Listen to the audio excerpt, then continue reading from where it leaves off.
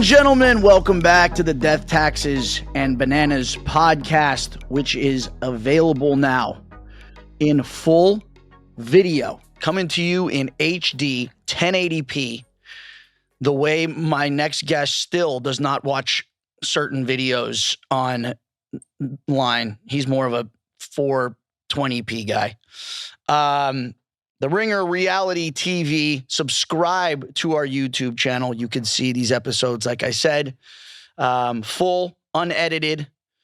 They're great. So in addition to listening to me on Spotify, you may also watch me. Try doing it at the same time. It's kind of like watching Pink Floyd and The Wizard of Oz together. It's a real weird experience. Again, kind of like the experience I'm about to have with my next guest. I just want to say this season has all the hallmarks of a classic challenge season. Back room, back door, back room couch secret deals, physical eliminations, and maybe even the idea, which I've gotten shit for in the past, of potentially even throwing a challenge or an elimination for your own personal gain. But there's also history. And that's what's unique about the challenge. Unlike a lot of other shows, it's not one and done, all right? There's other shows you see this cast on one time. They can make whatever moves, whatever decisions they want. They can be as cutthroat as they want because they're never going to have to see the people on that show again. The challenge is different because it's like a jar of jalapenos. I've said this in the past. What you do today will burn your ass tomorrow. There's this carryover effect. And sometimes history repeats itself and rears its ugly head in future seasons. And there is absolutely no shortage of history with me and my next guest. We went from brothers to a brotherly betrayal, then back to brothers. And now I'm not exactly quite sure where we are. So to break it all down with me, the man who is a to-go box pasta's worst enemy, Mr. Tony Time Reigns. Welcome back to the pod. What's up, Banana Man? What's happening, brother? Oh, dude, your dog looks cute in that white shirt. Say what's up, Ruru. Ooh, Ruru. Hello, buddy. Did you bring your dog? Because I always remind the rut row, the Scooby-Doo rut row, that always makes me think whenever Tony gets in trouble for something, whenever something bad's about to come his way, it's the Tony Time rut row. So is this like Scooby-Doo? Rut row. Yeah, this is, well, no, I'm just looking for some sympathy points here, man. I've been getting my ass reamed out on social media stuff here. If I bring some puppy love in here, you know what I mean? Bro. Hey, and that's funny. Leroy did, before our elimination, Leroy called me a little puppy dog again. So no. I brought my puppy dog onto the pod with me. I've learned my lesson. You know what's funny? You saying that, though, about bringing the dog on. So I don't know if you heard about this, but I stole $275,000 from Sarah on a challenge years ago.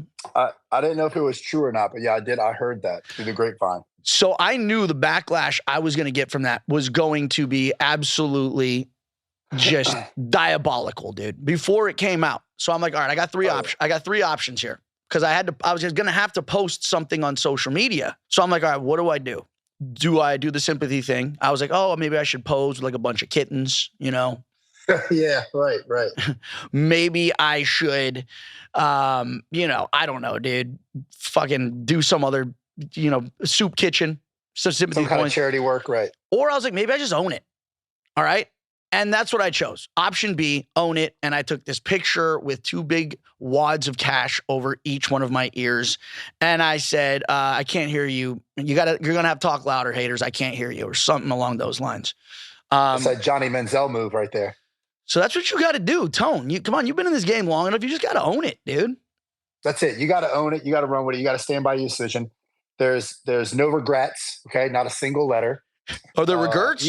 Regrets or regrets? Is it regrets or regrets? It's either one. I forget how the guy spelled it. You know what I'm talking about. Regrets. Miller's the guy that spelled Regrats. Yeah. So, man, you own it. You roll with it. That would have been the perfect post, Tony. A fake tattoo that said no regrets. Just right here. Why Just didn't like you that. do Like, that? hey, boy. We Just, should have hey, talked. fucking. In hindsight, hindsight 2020. Oh man. All right. Well, listen, before we get into this season, because here's the thing, dude, Yeah. is obviously there is, and everybody knows this, and it's funny that they showed it at the beginning of this season before the season started. They showed like the ultimate betrayals package.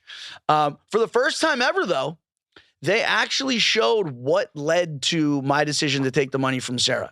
Everyone always gets it twisted. Like, oh, you just made this asshole move out of nowhere. And you just took money from her. It's like, no, something happened prior to that. Her basically throwing me into an elimination. I ended up losing, blah, blah, blah, whatever. Yeah, they gave some context of why you did what you did, which it made a lot of people open. I was reading some of the comments on that. Yeah. And it was good that they did that for you, just so you could have like a little bit of justification for the people that didn't know the whole story.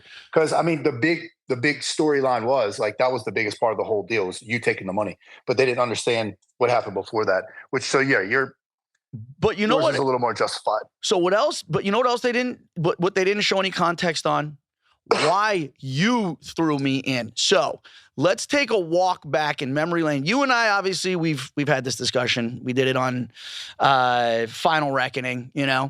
A lot of that was kind of off camera. I think a lot of it, cathartic experiences the two of us had to go through, especially after when we spent 10 days in South Africa. But just to give everyone a little bit of context, because I think that then had a carryover effect into this season in a weird way, because this is the first season we've done together since Final Reckoning. So where did it begin, Tone? Like where, because I know where our friendship began, obviously, was on Bloodlines. On Bloodlines. I think the friendship, it was almost like an immediate connection. Mm-hmm. Like I can remember seeing you at the airport for the first time. You're standing by Leroy. And we're about to go through TSA, about to go through security. I remember meeting you for the first time. It was like, it was okay. I was like, all right, this is my type of guy. It's going to be like my I remember that because we were going through security and you were getting a full body cavity search. Yeah, they had the rubber gloves on. And I told them, I said, look, no glove, no love. So they knew. They actually doubled up. They doubled up on the gloves. But I can remember, like, so yeah, immediately, like, we hit it off, right? And just really took a liking to you. I liked the way you played the game. I liked your humor. And you also understood me in a way that not a lot of people out there understood me, because I think you probably come up and grew up with a lot of guys that were similar to me. You got my sense of humor, my sarcasm, shit like that. So, well, make no mistake, there's no one I've ever met that's like you, Tony, in a good way. But yeah, you are God broke the mold. They do call me the one and only Tony. So yes, I am very unique in that. God broke the mold after he made you, bro. Yeah. Yeah, he had to make a new one after that. And now there's all basic. So, but no, so yeah, definitely took a liking to you and felt like you looked out for me to a degree out there on the challenge, and somebody I could always confide in, and just a buddy of mine on the show, right? And that always comes with a certain degree, especially, I mean, with you of all people. I mean, you say it numerous times.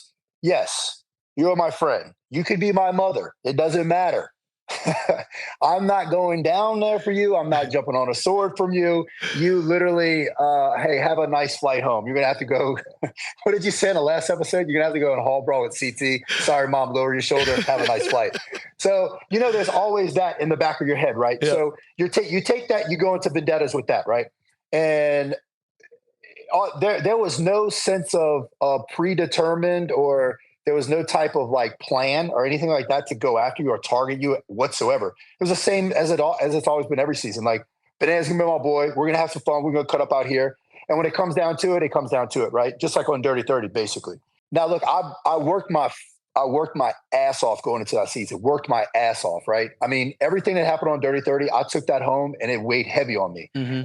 I took it as more than a game, man. I took it as like, hold up, this is my reputation on the line. Man, I was talked about so bad online, so bad by all the cast members and you guys out there, and really looked down upon.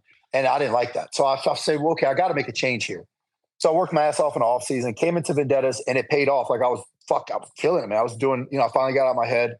And whatever the hell I was doing off season, it was starting to pay off. I was doing really, really well. I got to the halfway point of the season with you. Hold on real quick. What sat with you like worse? Like what weighed heavier on you when you got back? The negativity or the shit that you said Cass was talking on you, or the fact that I didn't have any eyebrows? Yeah. It took me all season to grow my eyebrows back, Donnie. Tar and feathered you. Yeah, you and Tori trying to be funny, trying to be Mr. Funny Man. No, but I mean, yeah, that so like all shit like that Did did that add really to like, though? oh god damn it, he's like the butt of the joke out there. You know? But see, you took that, and this is what I was trying to before I move on.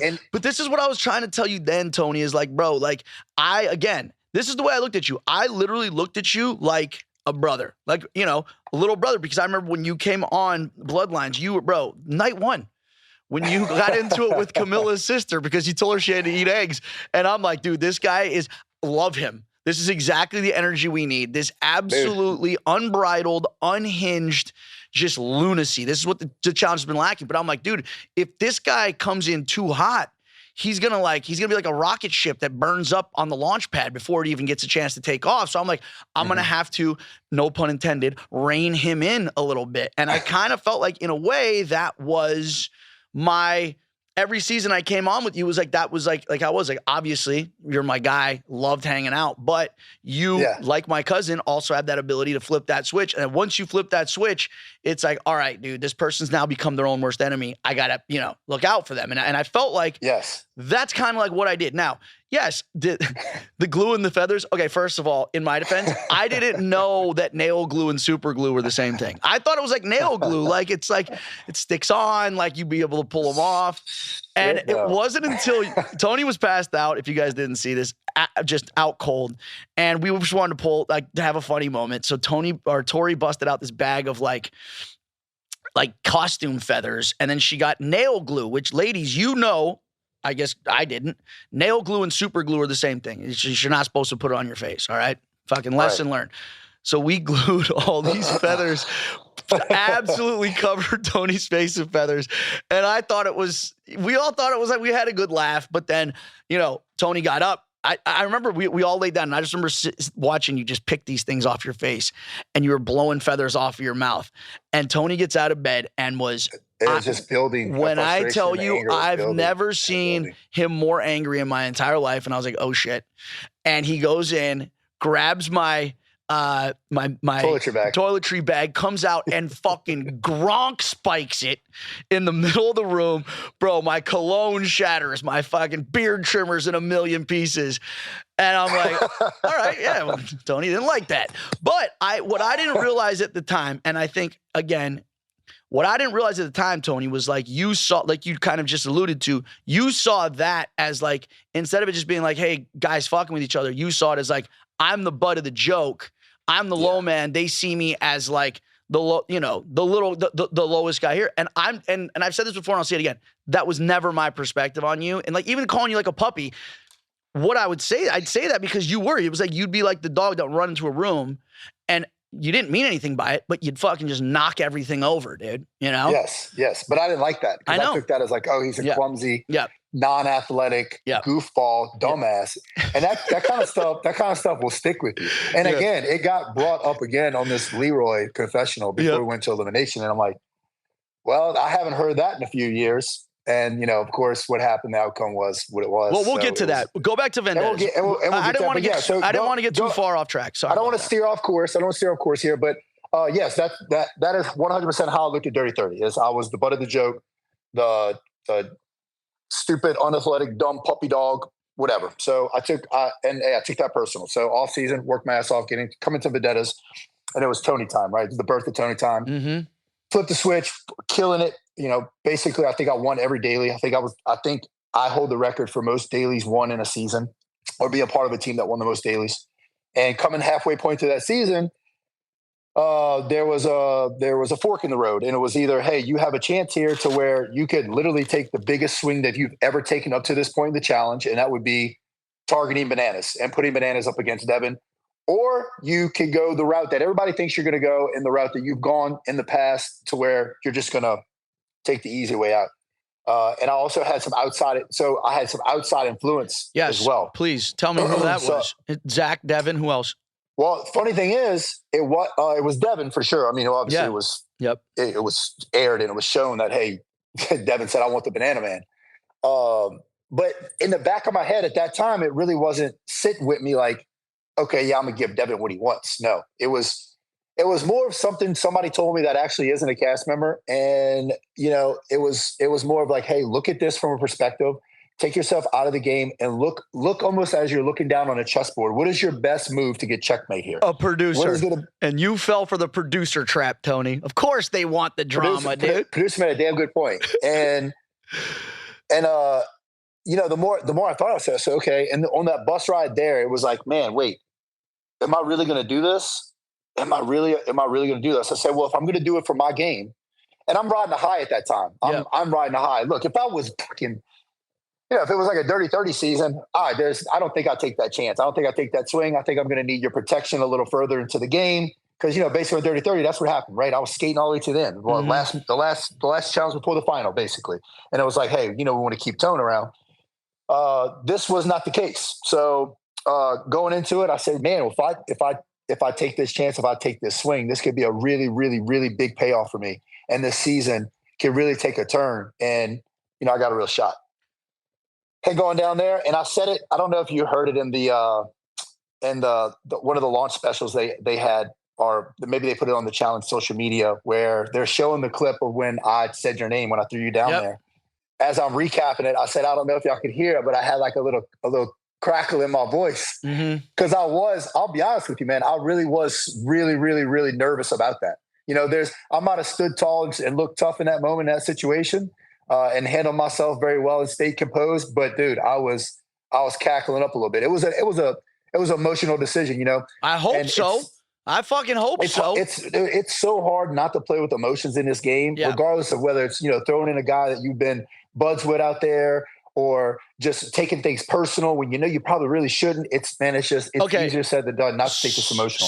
So you obviously, Devin had his influence, but he had his own reasoning for wanting that to go that way. Devin was still trying to make a name for himself, and like many rookies who've come before him, do it off the back of bananas. All right, fine.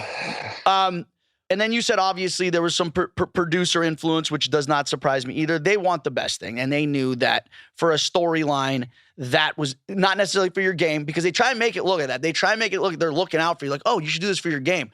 No, this is but not. I'll tell you this, though. I'll tell you this, because I don't want to discredit that producer, and I understand where you're coming from, and you're absolutely right. But at the same time, that advice that she gave me in 2017, I still use to this day in my real life, in my personal life. So it was a perspective that I never really thought about, of taking yourself out of a situation and looking down at it, right?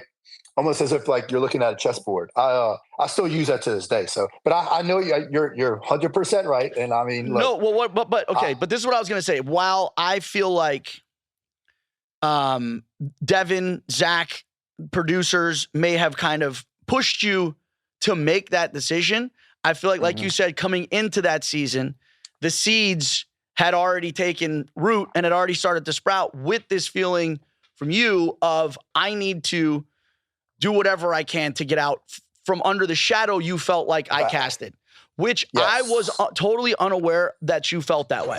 And that's what I'm saying. This is what I told you. Some kind of narrative that people created, and I literally built on it in my head. And that might have not even really been what it was. Looking back on it, it probably wasn't. What I'm saying is, I like, and you had told me this, you were like, dude, I felt like this was the step that I needed to make to establish my own brand, to establish my own character, to establish my own path.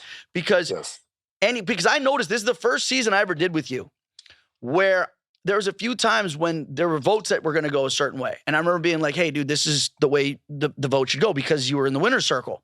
And I remember seeing this blank look in your eyes, dude, where it's like, this motherfucker's not even listening to what I'm saying, which was crazy. I'm like, I've never been in this position. Like, usually it's like you and I are on the same page. This is the first time. I'm like, basically, whatever I said to do that season, you were like, you said it, so I'm going to do the exact opposite. Yes. Yeah. I have my own agenda. Right. Yeah. Yeah. And that, look, in a way, look, I hate that it went down. I know you probably still to this day take it a little personal, but at the end of the day, I can't look back and say that like that was a mistake, or, oh man, I feel bad for it. Cause it really did. I really felt like that move right there did separate. It did. And help me become my own person on the challenge, not just, one of Banana's minions, or one of Banana's buddies, or one of, and the reason whatever the hell people would call it. And the reason it let me become. It made me feel like I now become a standalone character in the game. And the reason I'm glad that you said what you just said is because people often compare the Sarah betrayal and the betrayal from you. And I'm always like, here's the difference. And this is why they're like, why were you so quick to forgive Tony and not Sarah? And I felt like because the only reason Sarah did that was for immediate gratification. And it was, I feel like, a bigger betrayal because the way that I saw it with you, the perspective you were coming from is exactly what you just said. I needed to get out from whatever I felt like, this shadow that you cast or this idea that you had of me that like I was, not good at challenges. I was the puppy dog. I was your little brother. So I was like, dude, he didn't necessarily do it for instant gratification or for money. He did it for like a bigger purpose. And I felt like that was for you to grow, dude, and not just in the show, but like you said, in life. So yes, while it sucked in the moment and while it stung then, once you and I like hashed it out, once I realized like where that decision came from. And again, I think that you were a little bit or a lot directed to go in that direction as well. Cause I know when Zach tried to sit there and be like, oh man, he burned a vote knowing that I was going in. So he didn't have to say my name. But there's no doubt in my mind, and he basically admitted it on his podcast recently, that he knew that he swayed you in that direction as well to get me to go in. Yeah, and look, if people are definitely planting the seeds, and if those seeds aren't planted, who knows if they grow in anything? Well, no, they're not going to grow because they're not planted, right? And I don't think it's something that I necessarily would have just came up with on my own. Yeah. I needed some backing, or I needed some influence to make that decision, and I definitely had some that season for sure. Yep, they were like, here you go, Tony. Here's going to be the greatest moment in TV. We're just going to sit back and I mean, it was you took all that on your shoulders. You took ownership of that decision, and it could have gone the opposite way, dude. I mean, me and Devin were an absolute split second away, and I say this, we were explaining two different sets of rules. Had I been given the same rules that he was, there perhaps would have been a different outcome. The 5-second rule. Yes, the 5-second rule. What the fuck? Yeah. I was told to hold the button for 5 seconds. He was told he couldn't hold the button for more than 5 seconds. More than 5 seconds, right. I remember Crazy. that, yeah. But listen, man, hey, what happened. I'll tell you this. For what it's worth, man, I was sweating my ass off up there thinking you were about to come back in the house because I know you were going to make my life a living hell, buddy. It was fire and brimstone. Oh, man. I might have just fucking I would have glued feathers to your dick. If you won, I might have just swapped spots with Devin. Like, look, send me home. It wouldn't have been super glue. I would have used fucking I would have used epoxy. I would have been tarred and feathered for real. I would have glued your butt cheeks together. Okay, so then, and then obviously everybody knows. I mean, our path on Final Reckoning. I could say to this day, that was from a psychological standpoint, that was the most difficult, I think, experience I've ever had. Of just being backed against the wall. And it was because I felt like, and you saw, they wanted to get rid of us so badly, but they couldn't. Yeah. So all they could do was keep throwing us into, or not throw us into elimination. They just isolated us from the entire house, and anyone that talked to us, they would get targeted. And then, dude, it got people, I mean, they wanted us gone so bad. I mean, dude, you got body slammed by Corey over pasta. I almost got into a fight with all of the young bitch crew. I mean, it was not. So I felt like I felt like that experience in a way needed to happen because that was what really helped us kind of, bury the hatchet. 100%, man. What we went through was very, very rough. It was very traumatizing. I feel like, and I feel like you got the brunt of it. I mean, we're partners, right? So we're both dealing with it, but I feel like you got the brunt of it. You were at the forefront of all that hate because, I got body slammed and stuff. But besides that went on, like, I didn't necessarily feel the hate. Like, I think the hate hit you first, and I caught like the after effect of it. Like, it was really, really rough, man. It was tough. And then us, of course, we know what happened at the end, and how we pretty much got gypped on the elimination. Biggest gyp in the history of mankind. I still feel for you being able to hold your arms up for fucking 6 hours straight, buddy. My shoulder was insane. You know what though? In your eyes, you were puking, buddy. I don't know who had it worse. Yes, I had to hold my arms up for a long time, but you ate so much stale cookies and rotten milk that you were puking blood, dude. So, bro. Yeah, I know. That was just bad. What a shit way to end the season. But you know what? We made up for it after. Final Reckoning, an old friend of mine reached out recently after what happened in this latest episode. And they said, you know, this is, I haven't felt for you like this since Final Reckoning. And she was breaking it down and how, like, she was explaining it kind of like how we feel about the season. Like, it translated. She understood. And obviously she knows me personally, so she took it a little more personally. But the way she was breaking it down, I was like, yes. I was like, I'm not even this season. Yeah, whatever. What still haunts me is Final Reckoning and that final elimination before the final. Like, that's something I don't know if I'll ever get over. Well, the one that they canceled. Right when they canceled Tony and I were in an elimination. We were ahead. There was no way Paulie and Natalie were catching up. We were so fucking far ahead. Paulie wouldn't eat the plates. Remember, he wouldn't even eat the plate. So even beside what you were doing, putting the sand in the thing and running around putting the sand in the thing, the food, the eating portion, was what mattered. Eat. I forget what it was. It was two. There was three things on the plate. It was a chicken foot. Eat two of them. It was like a chicken foot, like some kind of cheese and something else. Was it mayo? He could. I'm not. Maybe something like it might have been a mayo-based something rotten milk thing or whatever. Can't remember. But he couldn't eat it, and so I'm already like 9 plates up. Yep. Just a little more to go, and of course they call it because the sand kept clumping up on Natalie's. It's one of my biggest. Wait a minute, what? Yeah, that's actually giving them more time. One of my biggest regrets when that happened was not just sitting the fuck down in the sand and being like, nope, figure it out. I'm not going anywhere. But I felt like they keep us there for 9-10 hours sometimes for elimination, right? Yeah. I felt like, you know what it was, though? I felt like we'd been through so much already during that season. I was almost like, I just gave up. I'm like, you know what? Yeah. Don't give a fuck. You know what? Whatever. I wish I would have, though. That's one of my biggest regrets is not putting my foot down, sitting my happy ass in the sand and being like, I am not moving until you figure this out. We had post-elimination festivities to look forward to, so it's all right. And look, man, that's a whole nother part of the season that people don't know about. But like, and our relationship and like us bonding, us connecting, us hanging out, dude, you know, staying after we were eliminated and, you know, being able to be there without cameras and stuff like that and hanging out.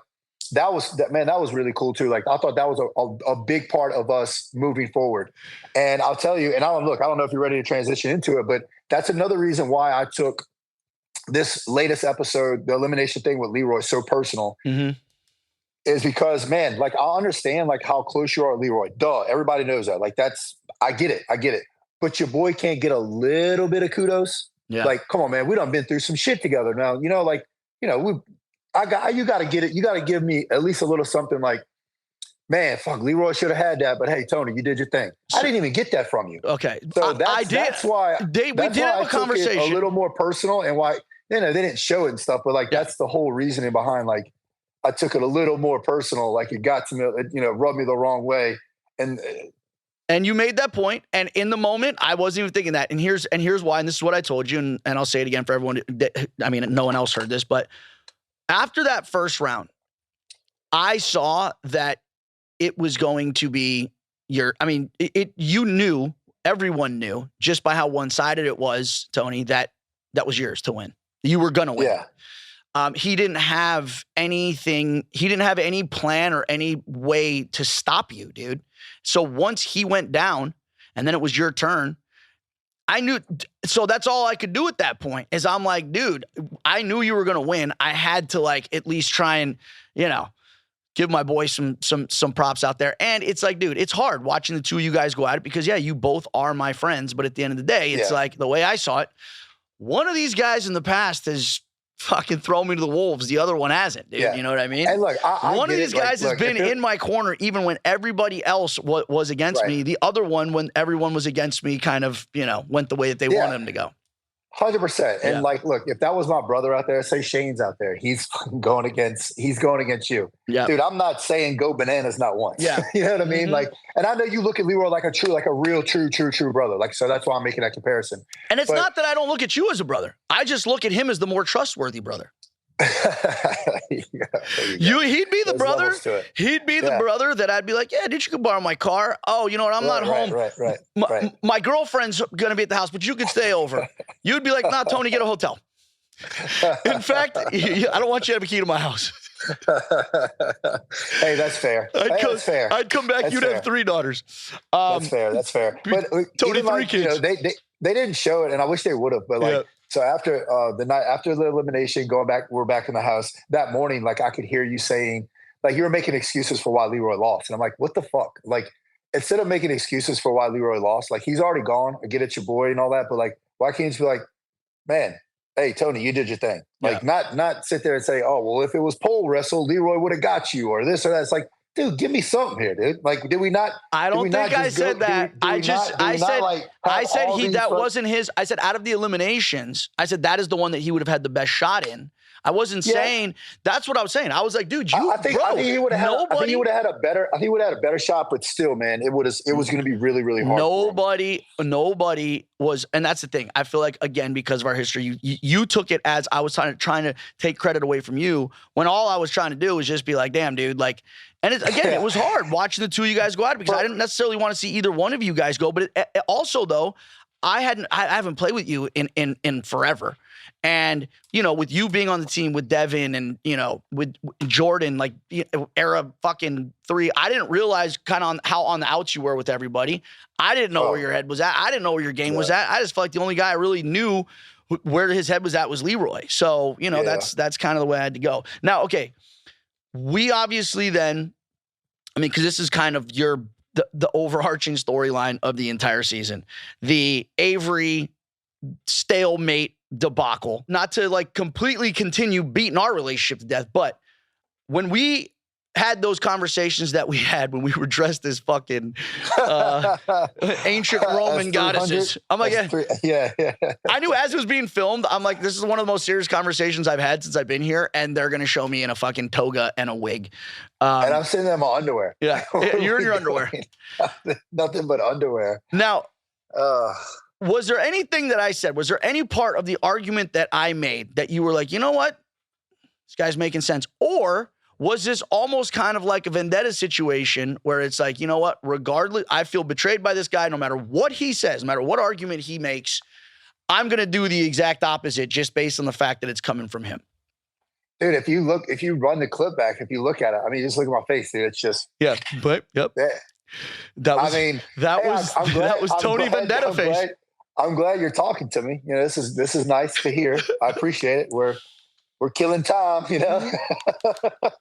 we're wasting tape basically. Yep. But I even said it the next clip they show it. I'm talking to Derek in the kitchen, and it's like, dude, I heard what everybody had to say, and everybody's like, hey, don't do it.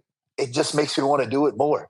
So it had zero influence, man. I'll tell you when my mind was made up. My mind was made up in the chamber.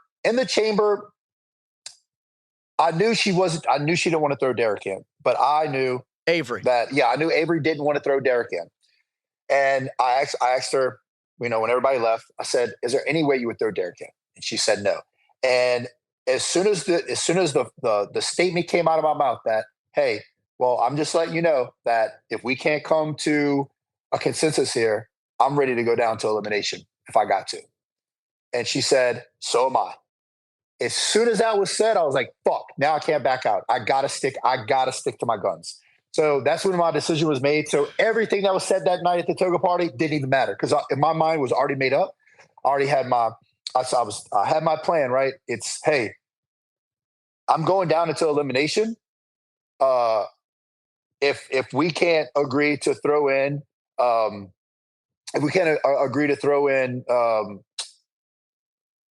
who are we throwing in? Shit, I don't forget. Derek and Derek and Aviv. Derek and Aviv. Yep. Derek and Aviv. Yep. I was like, look, if we can't throw in Derek and Aviv, then it is what it is. I'm ready to go down there. Okay, so tell me then. My backup plan, my contingency plan is, look, she's saying she's going to go down there. Mm-hmm. Most likely she won't. And if she does, if she's like, yeah, I'm going to go down there.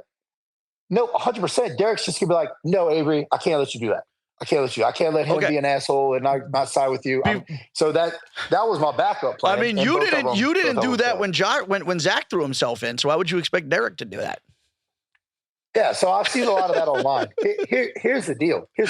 How the hell are you going to compare Avery and Derek's relationship to me and Zach's relationship? Yep. And look, I'm going to go see Zach in a few weeks, right? But since Final Reckoning, I haven't hung out with Zach. Like I haven't seen. Me and Zach, we're buddies. We're friends, 100%. Like, that's my guy. If we're doing a show together, man, most likely he's going to be my number one. Like, I mean, I love Zach. Got a lot of love for Zach. Mm-hmm. But as far as falling on a sword for Zach or jumping in front of a bullet, or if he wants to nominate himself for me, man, I feel honored. Go ahead. I appreciate that, man. Thank you, dude. Let me give you a push as you're falling. Yeah, it's not going to be. Okay. Oh no, man, don't do that, Zach. And also, by the way, I was paired with you. So, do you think that I would have had any shot of being like, Zach, don't do that, man? I'm going down there. You would have. No. You would have. I'm just saying what I saw. Okay, so then, if you weren't willing then to potentially throw yourself down for Zach, why would you be willing to throw yourself down for Casey and Kylan? Like, what deal did you guys have? I thought you meant. I thought you were talking about like Derek. Why Derek would nominate himself. No, well, that's what I was. That is what I was saying. But but you're saying I wouldn't even fuck around for Zach, right? Who's my guy? Well, and to finish up, Zach's my buddy and all that. But as far as like him nominating himself for me and then being like, oh no, I'm not doing it. The relationship there is completely different between me and Zach and Derek and Avery. From what I understand, Derek and Avery have been friends for a decade. Mm-hmm. From what I understand, they have lived together before. Mm-hmm. So their bond there, I feel like is a lot stronger. They braid each other's hair. Yeah, they braid each other hair. They do each other's nails. Like, come on, man. They paint each other's toes. So it's a lot different, right? That dynamic. And the fact that it wasn't even discussed, like it wasn't even brought up, I thought was a little bit of a shocker. All right. But as far as me falling on a sword for Kylan and Casey, or falling on a sword for Era 4, that wasn't the whole point of my decision. The whole point of my decision was I've already made up my mind. I have to stick to my guns now. I can't go back on my decision that I've made. I'm not necessarily wanting to fall on a sword or go to bat for these guys, but I did give them my word that, hey, look, I'm going to look out for y'all. Y'all do me a favor in the future. And look, here's the thing. If I go down there, not only did I make that deal with Kylan and Casey, I also made that deal with Darrell as well, with Darrell and Jody. And I wish they would have shown that more, because that actually weighed a lot heavier on my decision of me talking to Darrell and be like, Darrell, who would you prefer? Who would you want? And he told me before we went to deliberation, he had already told me that he wanted Derek. And I was like, but could you believe, though, that meant that he was going to go in against Aviv? That's wild to me, dude. Like, the girl that, like, she's, I mean, basically helped. Yeah, but he didn't care. I know he didn't. He didn't care because he knew his better shot was against Derek. So he was like, he put the game above the friendship. Which, hey, that's rule number 2. That's rule number 2, right? Tony pro tip. Tony time pro tip. Hey, Tony Tom pro tip. All right. You always put the game above your friendship. All right, so, but yeah, so it wasn't necessarily me falling on a sword for Era 4. It was me just trying to stick to my guns, prove a point, and go down there. And guess what? If I go down there and this works out and I come back to that house, man, Era 4's got to follow through. Yeah. Darrell, you got to follow through. I made 4 deals. So I've now made myself safe with 4 people. Mm-hmm. Instead of just giving Avery what she wants and making myself, a deal, or like I'm now my future is based off of Derek, like that just one guy, one person. No, I'm just saying, you never. To me, man. I know it made it. Look, I know it didn't turn out the way that I wanted it to, but imagine if that pays off, and I come back in that house. Yeah. I got the balls to go in there. I come back out, and now I have 4 people in my corner. Because Johnny, who else had my back in the game? I would have had your back. Okay, you might have had my back a little bit, but honestly, you would just cheer for me to go home. You were just cheering for me to go home against Leroy, motherfucker. So, that's different. So now Leroy's gone. So now what? I bump up to your number 2 or whatever. That's how it works. I don't know who you had deals with. So yes. I aside from Devin, Tony, if you have 2 side girls, if you have 2 side girls out there, if you have 2 side girls, one's number 1 and one's number 2. If number 1 breaks up with you, then number 2 goes up to the first spot. Come on, dude. You've been out of the game. Been out of the game this long. I'm a side chick. See you dirty dog. You dirty dog. You. No, but literally. So I did feel like I needed to make some alliances outside of my era, man. My era wanted me gone. Obviously, I hear you cheer for Leroy. Welcome to my world. Me gone. No, yes. I did not want you gone. It was Tony. You did. Tony, you're in that elimination. You're in that elimination against anybody else. I'm cheering for you, dude. I know that, and I know that in my heart of hearts. Right. I know. But still, in my mind frame at the time, in the moment, in the game, that's what I'm thinking. That's what's in my head. Got it. Right? Because we had another little spat right before that. Remember? No.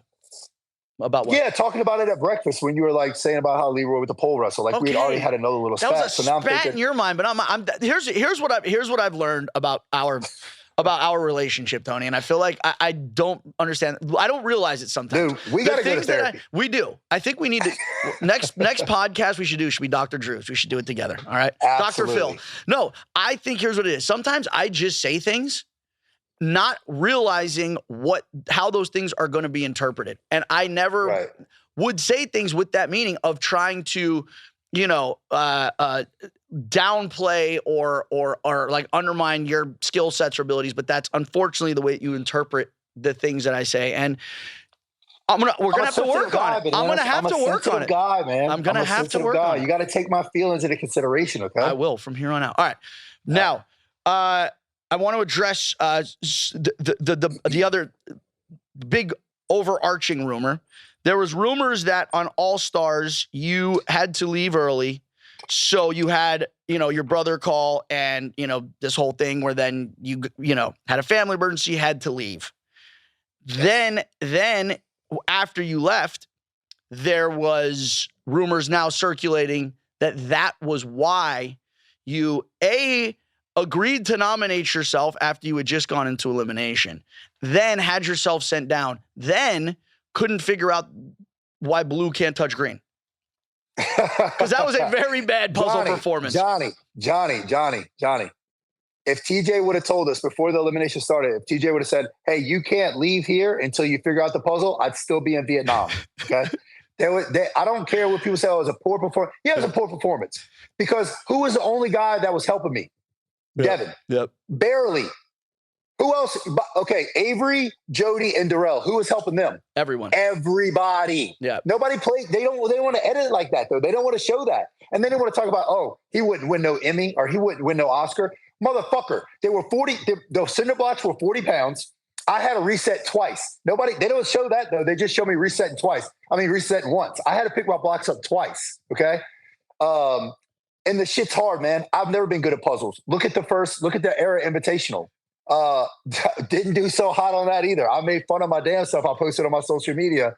Puzzles are my weakness. And sure enough, it's what got me eliminated. So it's not like, it was a poor performance. Dude, name one time I did good in a puzzle. Yeah. Ever. I'm with you. Come on. I'm with you. But you're saying, but what I'm saying is you're saying here that you're saying right now, because I don't know if you know this, but you're under oath. You're saying that there was no reason you had to leave early. You just fucked it up. You had this crazy strategy that you pulled out of the air, and you're like, I'm gonna do this. I'm gonna look. A lot of people say that I'm not that smart. I'm not that bright. If that's the case, how the hell do I come up with this grand scheme to where I am fucking crushing the Air Invitation? I came in second in my squad, right? Yep. I go in there and I absolutely just dog my elimination with Leroy. Okay. I see that I got my back against the wall. Yeah, I nominated myself for team captain. I nominated myself for team captain because I knew my goddamn team was going to nominate me anyway. Nobody else. It made it look like I said it real quick, like I nominated myself. Oh yeah, I'll take it. That wasn't the case. We all looked around. Everybody was looking at me and Avery. We already knew what the deal was. I'm the next man out of my squad. And everybody's like, well, and now everybody's framing it like, you need to have numbers on your team. We need to have a strong. You don't need to get ready to play. We didn't know it at the time. Yeah, y'all been trying to get rid of me since day one. So you're telling me that things weren't edited correctly right now. We think that's like that right now. Where, you need numbers and all. We don't know what TJ's going to say next week. I don't want to hear that, y'all. I'm going to be the next man out. So yeah, hey, I'll go ahead and take it, and let me go show y'all how I'm going to be a dog in this challenge because I knew Era 3 how strong we were. I knew how well we were going to work together. We had great communication. Man, our squad was really, really tough. And then when I heard it was going to be an eating portion on that challenge, it's over with. There's nobody going to stop me. And so I showed out. Yeah. And there's, dude, up to that point, yes, was I bummed out that night? I was bummed out that night, or right before the elimination. I was bummed out that day because of all the rumors swirling, everybody saying this, and everybody framing out to like make me look like the bad guy because I'm not siding with Avery and. Shame on you. Shame on you. Like, man, this is just such a bummer. Was I checked out? No, I wasn't checked out. I was just bummed out, man. Did I miss my family? Of course I miss my damn family. Like, come on, man. That's just automatic. Everybody out there missed their family. And that's the other thing that rubbed me the wrong way. Like, I literally, they didn't show it, but I probably talked to Avery more than any other woman out there. And they didn't show any of that, how we confided in each other about how she missed her family and Adam and the kids back home. And I miss my family and I'm tearing up on FaceTime when I talk to my family. Man, but that happens. That happens every season I've been on the show since I've had a family. Never been checked out. I think you should put it on a shirt. I like that. Not checked out, bummed out. Hold on. Let me just play real quick. This is what Avery is. I mean, I think she had a few drinks when she said this, but this is what she's saying right now. Ready? Oh. Let's hear it. Teammate did not, and I just cannot believe that he would do that to me. Like, something so selfish. Like, not only selfish to me, but Tony, you were willing to give up your game for what? For what? Like, if I was in your position, I think that I would have. I know I would have given Tony the lead.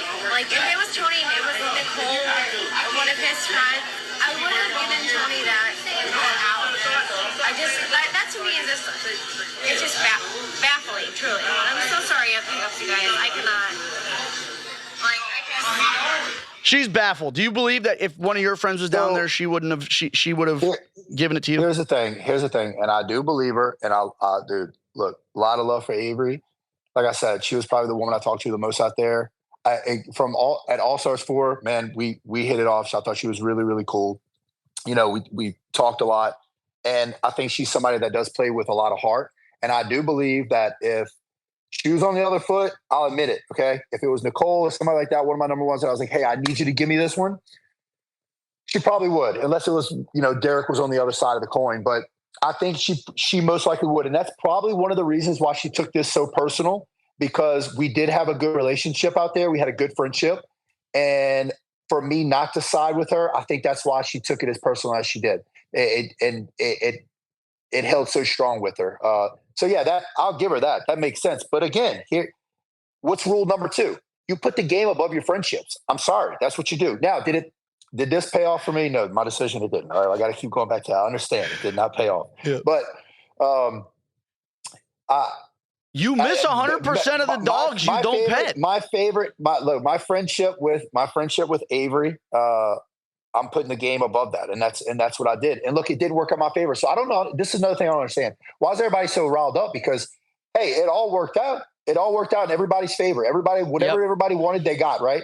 Avery was able to have her moment, right? Yep. Her hero moment. Yep. Okay, so she's still out there. She doesn't go home, and guess who else is safe? Derek. So what's the big deal? And the asshole Tony has to go home because he made a bonehead move. Yeah. So why is everybody so upset? I don't understand. God, what an asshole that guy is, dude. But you know what they say, Tony? God forbid. Be prepared. Play your own game. Be prepared to live forever, because assholes never die. I'm living proof of that. All right, we're gonna get into episode 4. Crow was here. We're gonna get into episode 4 real quick. We don't have much time left, but all right. You saw the newest episode? Yes, I'll watch it. Thanks for the screener press. You're welcome. All right. So obviously, trivia, heights over water. They did not show half of the fucking carnage that went down. They showed CT injure himself, but let me tell you, there's about 4 concussions before his fall in the water. And when he hit, the first thing I thought was, get your fucking gallbladder checked, or your spleen. Get your spleen checked. Yes, dude. So you kind of gave me like a little teaser on it, right? You were like, hey, CT takes a fall, something you'll be familiar with or whatever. And I'm like, what the hell is he talking about? I thought you were going to say that somebody bumped him off the platform, like I bumped your ass off the platform. Yeah. But no, he took a nasty fall, dude. And when he went, that's the first thing I thought. I said, I hope. He walked back in the house and he said, I have any internal bleeding. I'm like, okay, so he must be okay. He must be fine. But you sure? They checked me for internal bleeding. Exactly. And guess what I had to do? I had to go back to the hospital. And sure enough, I lost 4 pints of blood. So you thought you had bad turkey. All right. Here was where I got very perplexed and confused and ShamWowed.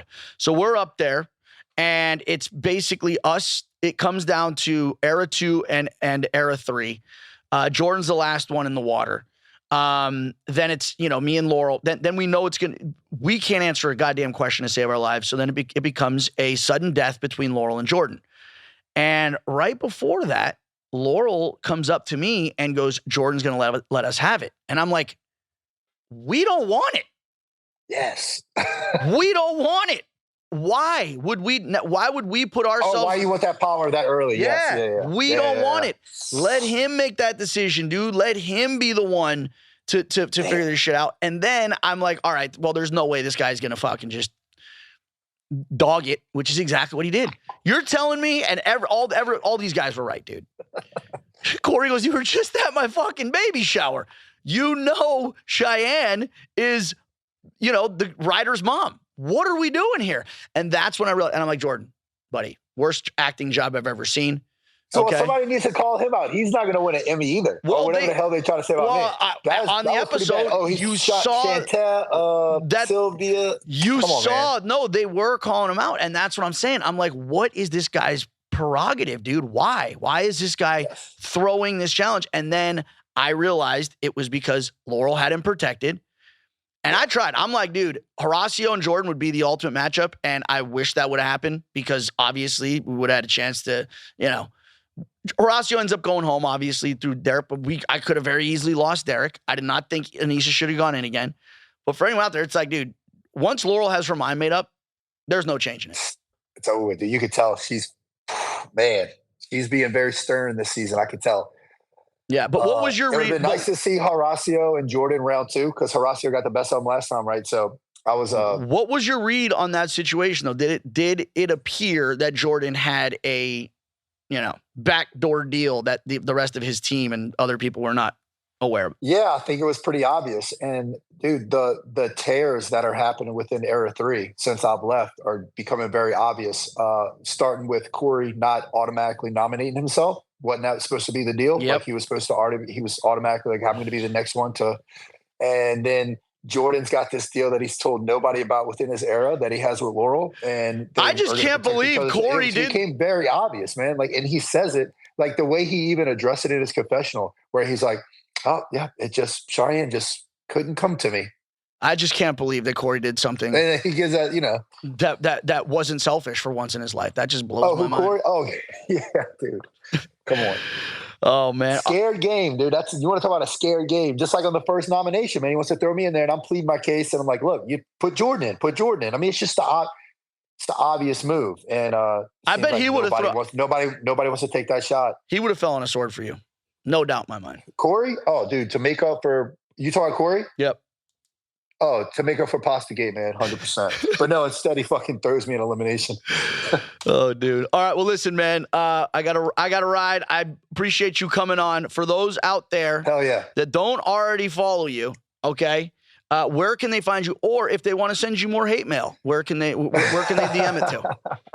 Stay out of my email. All right. Stay out of my DM. No, hey, look, it's been what, man. There's been a lot of love and a lot of support. Yeah. And I do appreciate you guys out there. I don't want this to be hate focused. The haters, it is what it is. Y'all have y'all opinions and y'all more than welcome to have them. So it's all good. At Instagram though, it's T_Rains. Check me out. And it's Tony Rains on everything else. So, and where can they find your OnlyFans?